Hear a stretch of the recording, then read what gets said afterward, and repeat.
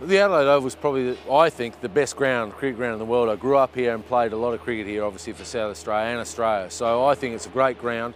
The new stand's going to be fantastic when it's finished, ready for the Ashes Test match, the second Test match of what's going to be an unbelievable summer. Adelaide itself and South Australia is just a beautiful state to live in. Adelaide Oval, obviously Sir Donald Bradman, we've got the Bradman stand, you've got the Bradman Museum, you've got great first-class facilities for cricket. The pitch is great, the nets are great for the players. The facilities for the members and also the public are second to none. So you've got the great scoreboard in the background, the Moreton Bay fig trees, sorry. They're unbelievable as well. So just to watch and play cricket here is not a better place in the world, I think.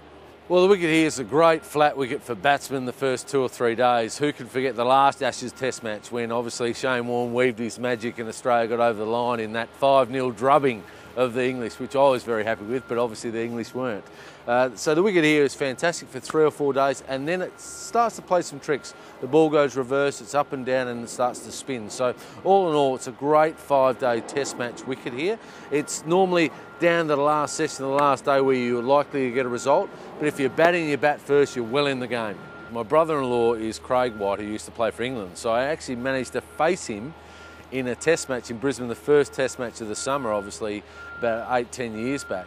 And for me, it was a great moment, obviously favourite moment playing against my brother-in-law, but obviously playing for Australia and winning that Test match.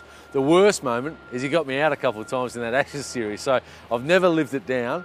But a great mate of mine, obviously a family member, introduced me to his sister, so I ended up marrying her, which can't blame anyone but myself for that. But it was a magnificent achievement to play against your brother-in-law. I think we're the only two that have done it, versus Australia versus England.